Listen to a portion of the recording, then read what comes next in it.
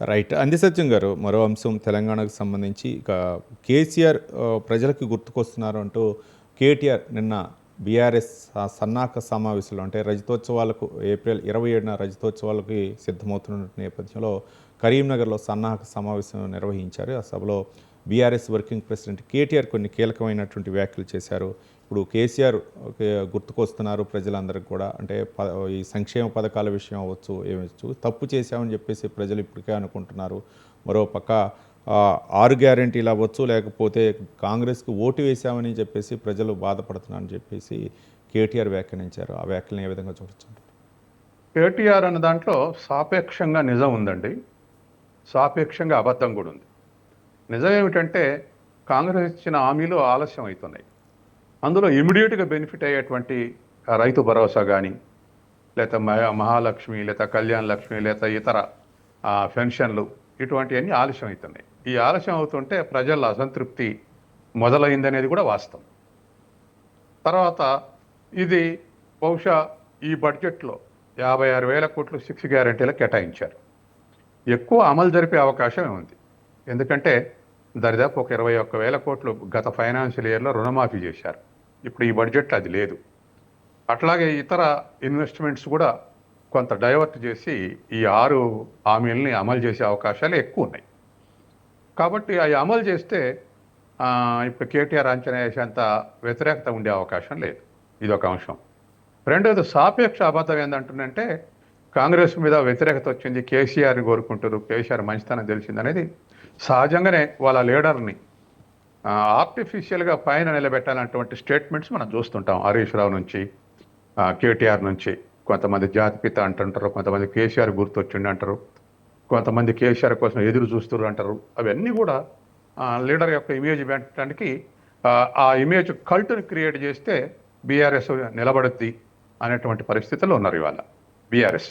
కాబట్టి కేసీఆర్ కల్ట్ని పెంచడానికి విశ్వ ప్రయత్నం చేస్తారు.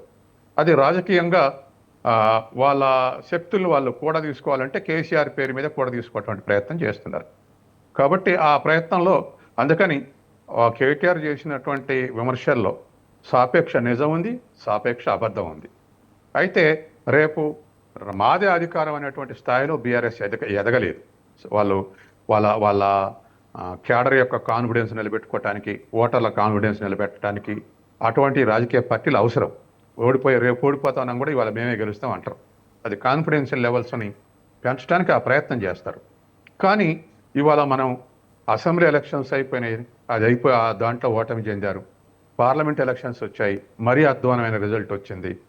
రేపు మరి గ్రామ పంచాయతీలో ప్రత్యక్ష ఎన్నికలు జడ్పీటీసీకి ఉంటాయి. జడ్పీటీసీలో ఎన్ని సాధిస్తారనే దాని మీద బట్టి వాళ్ళ పార్టీ స్ట్రెంగ్త్ని చెప్పుకోవచ్చు.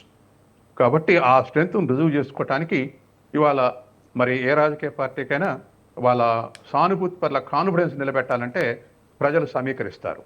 దాంట్లో భాగంగానే ఇవాళ వరంగల్లో ఒక ప్రజా సమీకరణ చేసి ఇవాళ బీఆర్ఎస్ శ్రేణుల యొక్క కాన్ఫిడెన్స్ నిలబెట్టడానికి ప్రయత్నం జరుగుతుంది. దాంట్లో భాగంగానే కేటీఆర్ స్టేట్మెంట్ చూడాలి. రైట్. సత్యం గారు, అంటే కాంగ్రెస్ చేస్తున్నటువంటి అభివృద్ధి కార్యక్రమాలు ఏవైతే ఉన్నాయో వాటిని కూడా అంటే చెప్పుకోలేకపోతుంది అనేటటువంటి వినికిడి కూడా వినిపిస్తుంది. అది వాస్తవానికి వచ్చా? అంటే 2-3 వాయిసెస్ స్ట్రాంగ్ ఉంటుంది కాంగ్రెస్లో. ప్రథమ వస్తేని ముఖ్యమంత్రి. సహజంగానే ప్రతిపక్షాలు ముఖ్యమంత్రిని డ్యామేజ్ చేస్తే ఏ రాష్ట్రంలో అయినా మొత్తం పార్టీ డ్యామేజ్ అవుతుందని మొత్తం కాన్సన్ట్రేషన్ అంతా రేవంత్ రెడ్డి మీద ఉంది. రేవంత్ రెడ్డిని డ్యామేజ్ చేస్తే కాంగ్రెస్ డ్యామేజ్ అవుతుంది అనేది ఇదొక అంశం. రెండోది రియాక్ట్, వాళ్ళు చేసే విమర్శలకు రియాక్ట్ హరీష్ రావు కానీ, కేటీఆర్ కానీ, ఇంకా ఇతరులు కానీ చేసే వాటికి రియాక్షను ఇమ్మీడియట్గా ఉండటం లేదు, స్పాంటేనియస్గా ఉండాలి. రెండోది పెద్ద లీడర్స్ కౌంటర్ చేయాలి. సైలెంట్గా ఉంటే ఇందులో ఏదో విభేదాలు ఉన్నాయి అనుకుంటారు. కాబట్టి రేవంత్ రెడ్డి తర్వాత పిసిసి అధ్యక్షుడు అట్లా స్పందిస్తున్నాడు, ఇమీడియట్గా స్పందిస్తున్నాడు. ఇంకా కొంతమంది చిన్న లీడర్లు స్పందిస్తున్నారు. కానీ ఆ స్థాయి ఉన్నటువంటి 60 మంది మినిస్టర్లు కూడా ఇమీడియట్గా రియాక్ట్ కావాలి. అయితే రోజు రోజుకు ఆ రియాక్షన్ పెరుగుతుంది. కాంగ్రెస్లో పెద్ద లీడర్ల యొక్క రియాక్షన్ పెరుగుతుంది. బహుశా అధిష్టానం యొక్క సూచన అయి ఉంటుంది. అందరూ కూడా వాటిని ఎదురు జవాబు ఇవ్వాలనేటువంటిది. కాబట్టి రోజు రోజుకు పెరుగుతుంది. గత ఏడాదిగా నిర్లిప్తంగా ఉన్నారు, కానీ ఇప్పుడు పెరుగుతుంది. ఒక జట్టుగా రియాక్ట్ అవుతున్నారు. రైట్. రైట్.